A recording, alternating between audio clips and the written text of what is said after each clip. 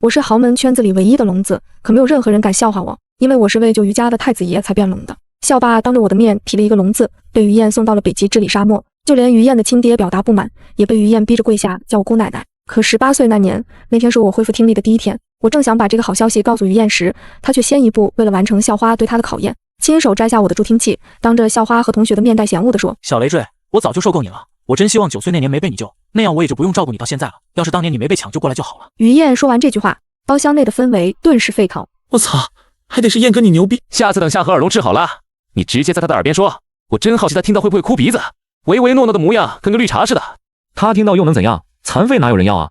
也就燕哥大发慈悲宠着他吧。我僵在原地，死死攥着包里那份康复单，不知该如何是好。高考结束，爸妈便带我前往异地求医，治好了耳疾，从此不用佩戴助听器。今天是我的生日聚会，我本想在今天给于燕一个惊喜，告诉她我的耳朵治好了，以后不会是她的累赘了，却没想到一次精心策划的惊喜，让我听到了背后血淋淋的真相。于燕的话几乎像一把利刃，狠狠插入我的心脏，搅得我心口一滞，无法呼吸，指甲嵌入掌心，传来阵阵疼痛。我紧咬下唇，抬头看着于燕，想问她为什么，她却像是没注意到我，低头把玩着那枚白色助听器，戏谑散漫的笑。差不多得了，好歹夏荷小时候救过我一命，说这些话注意场合，别闹到他面前。众人立马心领神会。行，咱哥几个保证守口如瓶。啧，夏荷能攀上燕哥，一辈子当个聋子也值了。话落又是一阵疯笑。好啦，夏荷好歹是个娇弱姑娘，不像我大大咧咧能和你们玩一起，别闹得太过。叶梦琪笑着走过来，郑重其事地宣布：于燕，你通过我的考验了，现在我相信你不喜欢夏荷了，所以明天我们可以约会。于燕眉梢带笑，眼底的柔情像是能溢出水来，哑声应了句好。我怔怔看着，大脑一片空白，只觉得世界都好像静止了。众人戏谑的嘲笑声、欢呼起哄声传入耳畔，最终化作尖锐的嗡鸣。宝贝，在想什么？愣神之时，于燕已经给我戴好助听器，嘴角漾起一抹笑。开心傻了？原本是开心的。18岁成人礼，被喜欢的男孩告白，在朋友的见证下确认关系，简直像在演偶像剧。可现在我张了张嘴，只觉得嗓子干涩的说不出话，其他人争先恐后的开口：小嫂子，刚燕哥摘你助听器，说了一大堆肉麻情话，听得我们都起鸡皮疙瘩了。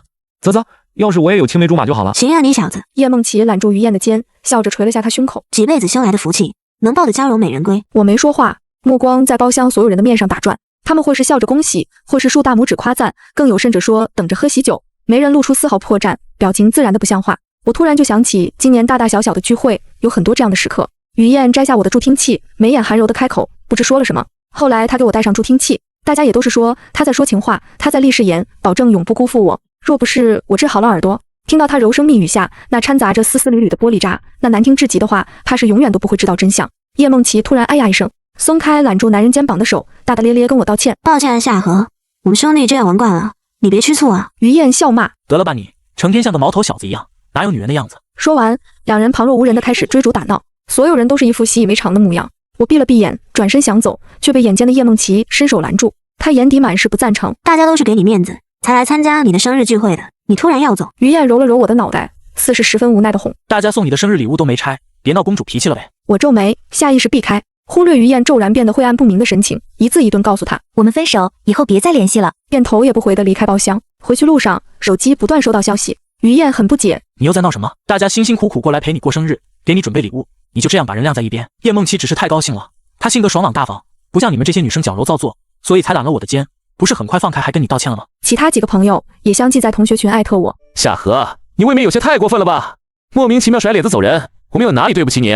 靠，好心当做驴肝肺。我只觉好笑，冷冷回了一句：到底是谁过分？便把几人一一拉黑，退了班级群。到家后又简略地把这件事跟父母说了一遍。我抿了抿唇，面对面露关切的爸爸妈妈，心底酸酸胀胀的疼痛突然涌了上来，语调控制不住，变得哽咽。不喜欢他了，也不想和他一起去魔都读大学，更不想和他在一起结婚。妈妈心疼地为我拭去眼泪。乖宝，这不是什么大事，爸妈明天就带你去退婚，志愿想报哪里爸妈都支持，身后还有爸妈呢。爸爸牵着我到客厅，将蛋糕刀放在我手心。蛋糕还来不及送过去，你就回来了，正好咱一家3口平平淡淡过一个生日。18年前你出生，爸爸可是笑皱了脸呀。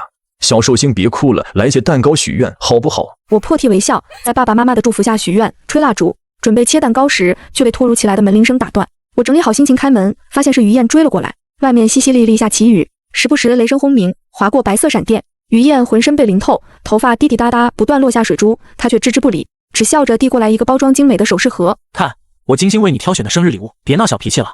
大家还在包厢等你回去，也别再随便提分手了，好不好？看着首饰盒里的钻石手链，我突然觉得很眼熟。今天叶梦琪戴的项链似乎是同一品牌的产品，我不为所动，始终没接。于燕手臂就这样僵在半空，半晌才放下举得发麻的手臂，有些不耐烦地质问：你今天到底吃哪门子药了？开始答应我告白的时候还热泪盈眶的，怎么说变脸就变脸？夏荷，你还记不记得自己以前乖巧听话的模样？我心口发堵，甚至不太想理他。之前我一直沉浸在美梦中，以为他心心念念我一人，将来能够一起去魔都读大学，一起吃饭生活，等大学毕业后顺利订婚结婚生子。直到今天，真相被血淋淋揭开，我终于明白他根本不爱我这个事实。我与他而言，只是小时候救过他一命的累赘，根本掀不起什么风浪。我深吸口气，平静地重述：没闹，分手是认真的，以后别再联系了。于燕却突然发了火，将首饰盒丢在地上，眉目染上几分愠怒。夏荷，你他妈到底有完没完？话音未落就被打断，爸爸将我护在身后，眉头微蹙。小燕，你讲话要有素质。你淋了雨，还是早点回去洗个热水澡休息吧，时候也不早了，叔叔就不留你在家吃饭了。妈妈笑盈盈递过去一块蛋糕，礼貌微笑。愿望和已经许过了，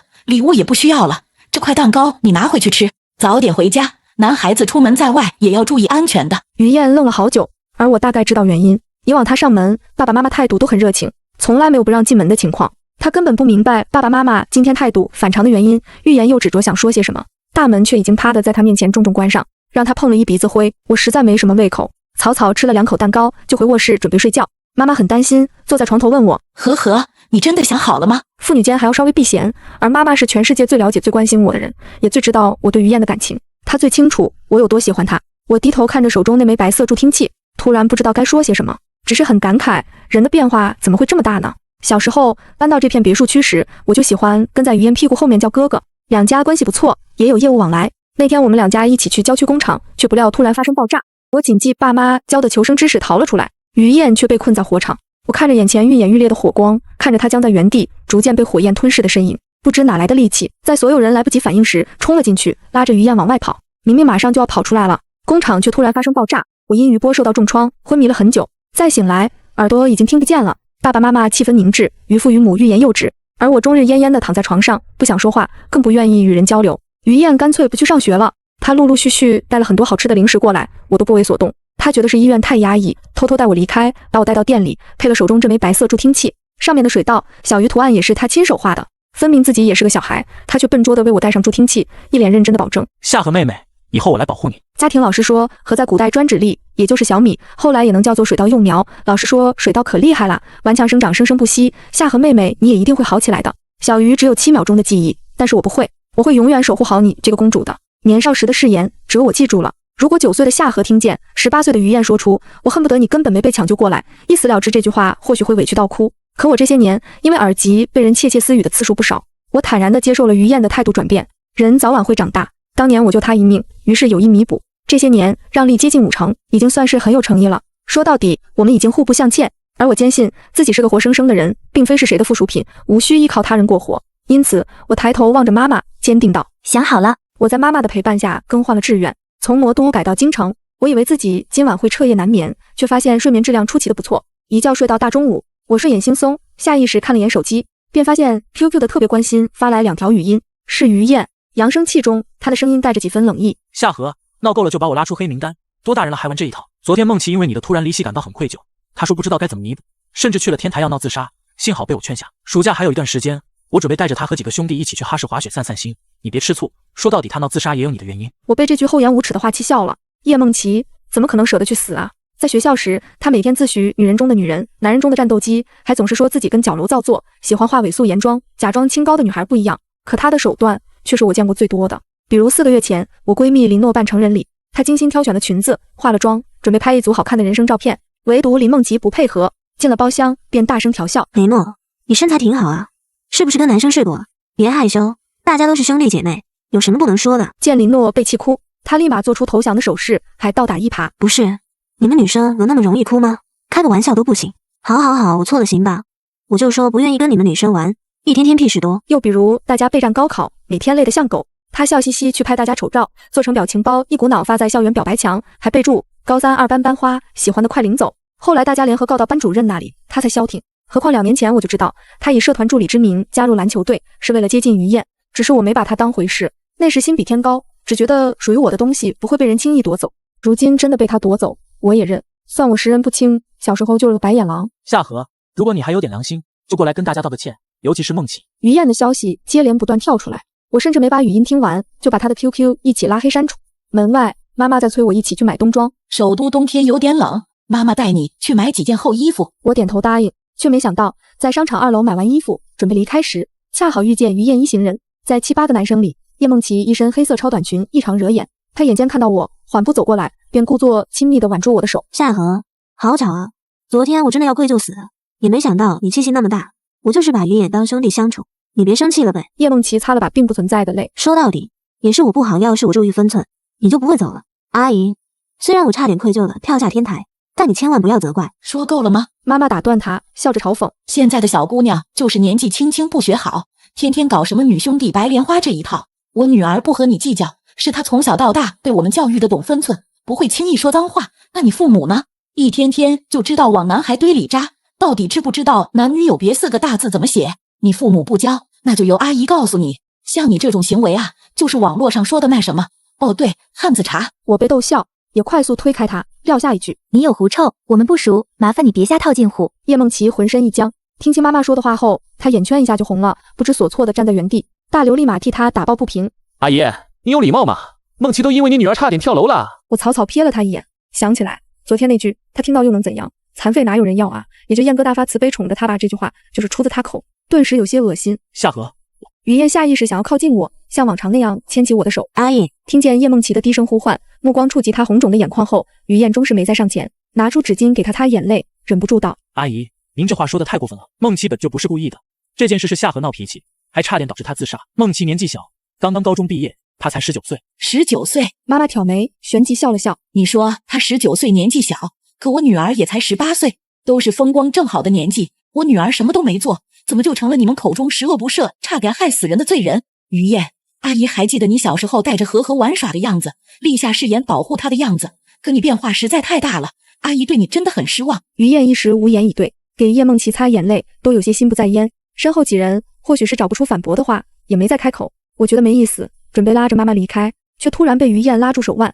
她低头看见购物袋里的冬装，下意识说：我都没必要买那么厚的衣服。说着不知想到了什么，她眼前一亮，握住我手腕的手也用力了些。原来你拉黑我，闹小脾气都是口是心非啊！买这些冬装是想和我们一起去哈市滑雪吧？她自圆其说，嘴角不受控制的翘起。好了，不闹了，我晚点给你订票，明早10点的飞机，我们一起走。你误会了，我扯出自己的手，毫不留情打断她的幻想。我不会跟你去哈市，我要去的是首都，还有我的耳朵早就好了。于燕脸上的得意消失了。你说什么？于燕脸色一白，不敢置信。什么时候的事？你为什么不告诉我？我笑笑，眼里一片凉薄。重要吗？你仗着我听不见做的那些事情，自己应该心里有数吧。于燕握紧了拳头，正在原地说不出话。叶梦琪眼里闪过嫉恨，大大咧咧的开口指责我：看不出来夏荷演技这么好，我们谁不知道你的耳朵是永久性损伤，哪那么容易就治好？说完，她故作惊讶地瞪大了眼睛。你不会是以为只要自己不是个残废了，就能让阿燕重新喜欢你，把你当成小公主吧？啧，看不出来啊，夏荷心机也这么重，阿燕你可千万别上当。于燕眼神一亮，立刻从心虚中脱身，嘴角重新挂上得意的笑。梦琪说的对，夏荷，你别胡闹了，我又没说嫌弃你是个残废，何必来骗我呢？这样吧，你把话收回去，然后答应陪我们一起去哈市旅游。你骗我的事情，我就不计较了，这可是你最后一次机会。我被他这话惊得不行，根本无法理解他出奇的脑回路，挽着妈妈的手转身离开，而身后不知谁突然说了句：我总觉得夏荷有哪里不一样了，她有什么不一样的？不就是那张脸，那副打扮，说不上来，就是感觉少了点什么。夏荷待人一直都很高傲，大概是你出现幻觉了吧？那大概是我看错了。隔天，于燕用叶梦琪的手机给我接连打了好几个电话，我一个都没接。眼看着登机时间将近，还有赶往机场的几10分钟路途，于燕不得已带着几人上车，却也没忍住发来一条消息：夏荷，你就应该长教训。他踏上飞机时，我和爸爸妈妈已经坐在于家老宅了。于母挽着我的手，止不住夸：荷真是越来越漂亮了。听你爸妈说，今年高考成绩估分得有600往上，真是个好孩子。阿姨就等着你进门来管管于燕这个混小子。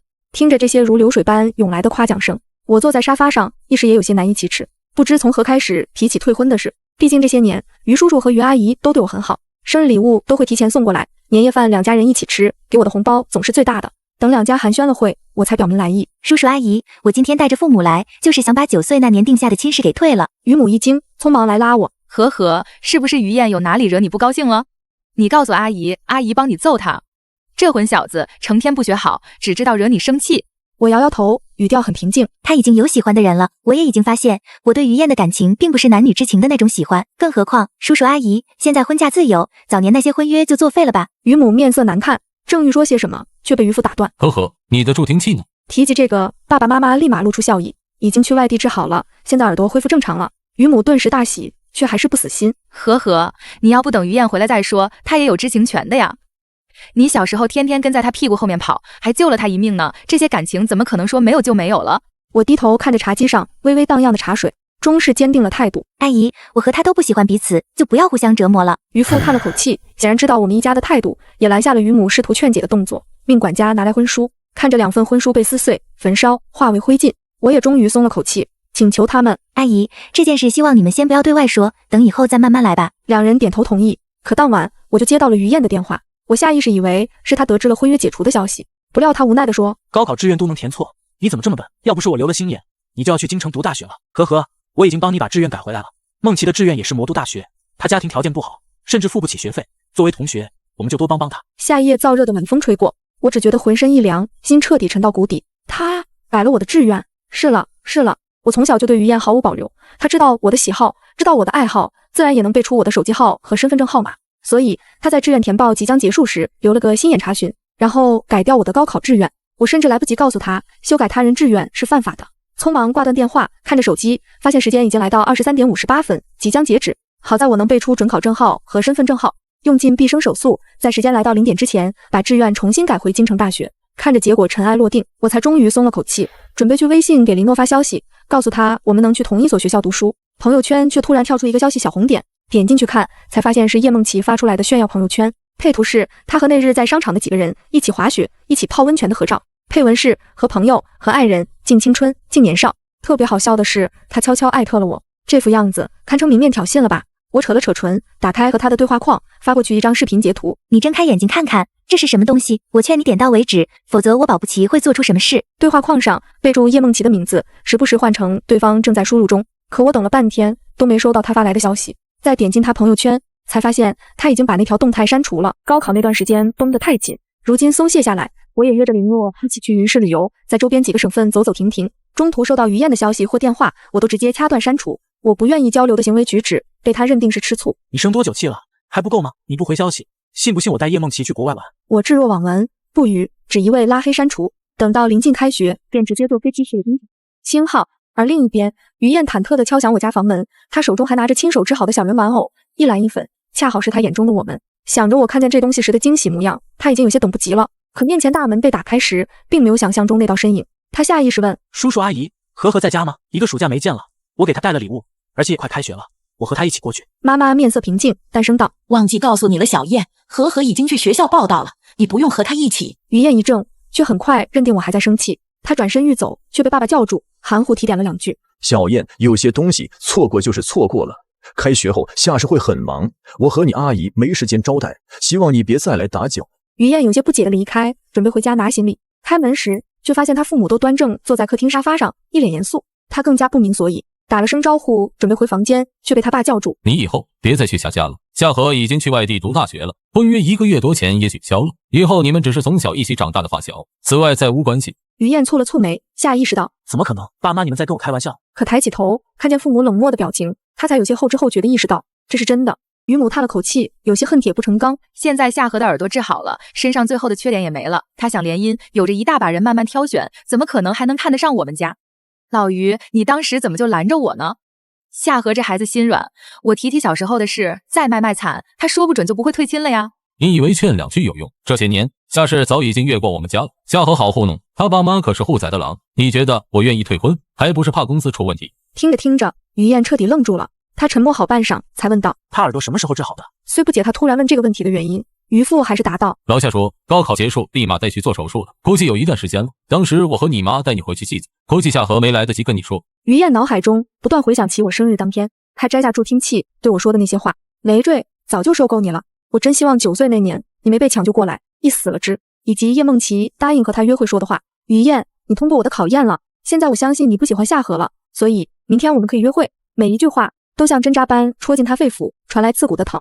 于燕眼前发黑，又莫名想起那天在商场，他带着几人去买冬装和滑雪服时，遇见了我和妈妈。我们离开后，他身边的朋友说，总感觉夏荷有哪里不一样了。他当时一心一意安慰叶梦琪，根本没注意到那天的我根本没带助听器。从共同朋友口中得知于燕在找我的消息，我丝毫不感到意外。或许他终于得知我耳朵治好的消息，后知后觉想起那天在包厢我已经听见那些刺耳的话，可这些早已不重要了。我在京城的日子很充实，虽然军训累得像狗，晒黑了几度，却从未感觉如此轻快过。我也加了很多社团，交了很多新朋友，也去参加了学姐举办的联谊会，加了几个男生的微信。因此在女寝楼下看见男人那道熟悉身影时，我确实有些意外。我本想绕道离开，于燕却率先看到我，迈着大步走来，语调透着几分撒娇意味。呵呵，我很想你，我们谈谈好不好？舍友以为我们之间有关系，挤眉弄眼好一阵，率先结伴离开。我仰头望天，长长叹了一口气，才面无表情地看着他。有屁快放，我很忙，要回去休息了。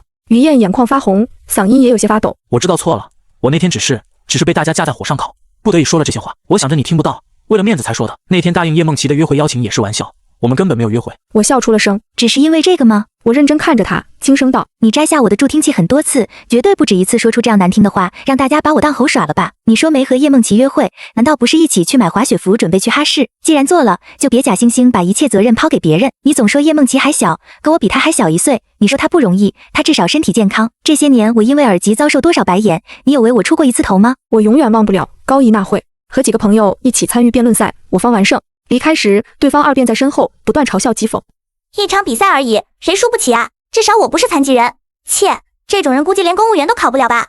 也就只能逞口舌之快了。我心口一痛，下意识把求助的目光投向于燕，她却面色冷淡地往外走，像是没听到。我回头鼓起勇气反驳，让他们嘴巴放干净点，换来的是几人铺天盖地的嘲笑。而我方的所有人都是于燕的朋友，无一人替我出头。我只能忍着眼泪回家，发消息质问他为什么。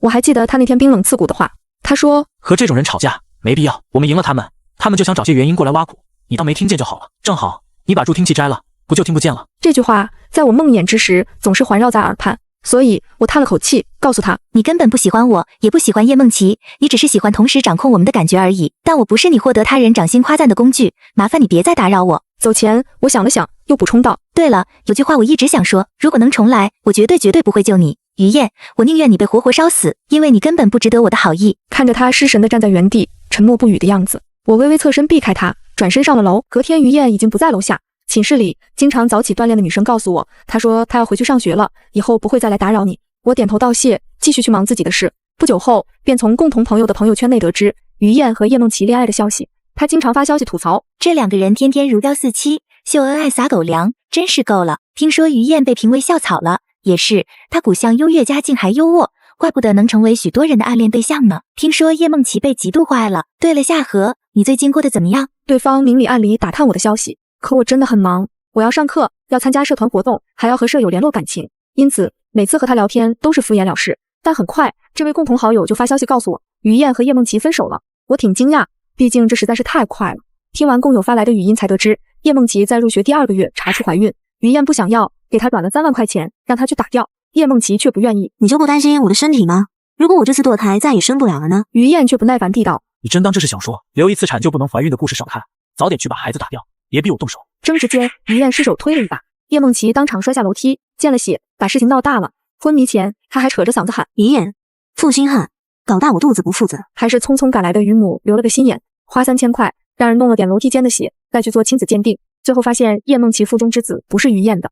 带着 DNA 报告进病房质问时，她抖着唇说不出话，因为她和滑雪那几个男生都亲密过，连她自己都不知道孩子是谁的。至此，于家连1分营养费都不愿意出，叶梦琪名声尽毁，拖着还未休养好的身体退了学，从此不知所踪。我垂眸，听着共友越说越激动的语音，终究是没告诉他，这事情就是我匿名透露给于母的。之前发消息警告叶梦琪的截图很简单，学校器材室附近有个摄像头，差不多能拍到里面。我托学妹去拷贝了一份，果然发现叶梦琪和其他男生有染。后来她去外地滑雪，我看着照片，其他几个男生和她的距离、眼神交流，就大概猜到他们之间必定有联系。但这还不够，我从不觉得做错事后只有女方要受到惩罚，这世界不都是男女平等的吗？我关掉手机，去图书馆借了几本资料，专心备考。2年后，我以交换生的身份特别进修，本硕连读，一待就是6年。归国那天，爸爸妈妈一起来接我，欢迎宝贝女儿回家。呵呵，于燕已经在于氏历练几年了，你呢？我笑着从妈妈手中接过花，挑了挑眉，我也可以回公司历练，就看你2位允不允了。这些年，我一直都知道于燕的动向，更知道他背地里做的那些勾当。忍耐这么久，我也该收网了。接手公司后，我接连抢了于燕好几个大单，于是本就不比下士，加上当年他绿毛龟之头衔响彻全校，连大学都没读完就回家了，肚子里根本没什么墨水。每当他去质问合作方原因，试图劝回对方时，都失败了。呵呵，是你在报复我，8年多了，你也该消气了吧？我们聊聊好吗？他焦急地想要找我谈谈的同时，我亲手提交了这几年他接手于氏后偷税漏税洗钱的证据。因此，于燕在机场被抓获，我站在不远处，静静看着他被警方拷走。于燕面色痛苦，似乎想说些什么。我靠近2步，才听到他面色痛苦地问：“为什么？”我直接被逗笑了。你问我为什么？那你从前侮辱我时，怎么不问为什么？那你笑我是聋子时，怎么不问为什么？何况我只是举报你了而已，若你清白，怎么可能被捕？想拿到他犯罪的证据并不难。近几年，我资助了不少贫困山村出来的苗子，也帮助了不少大学生。而其中一个姑娘恰好在于氏工作，向我透露了这些，仅此而已。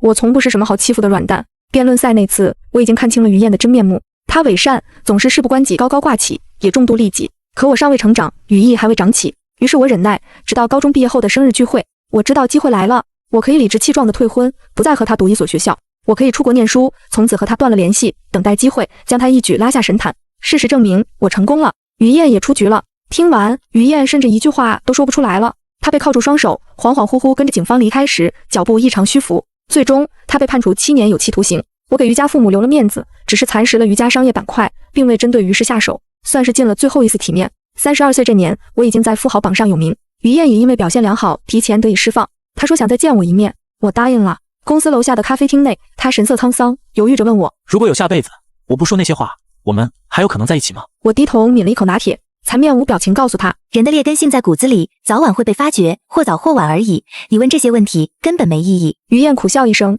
草草搓了把脸便离开了。不久后，于氏申请破产。于燕在带着父母回老家的路上遭遇车祸，或许是现世报吧，她因头部遭受撞击，耳聋了，左腿也无法再正常行走，成了个半残废。她爸妈倒是好好的，只是有些脑震荡，养一养就好。据那日在医院的人说，于燕躺在病床上又哭又笑，喋喋不休着说：这是报应。大概是有些失心疯了吧。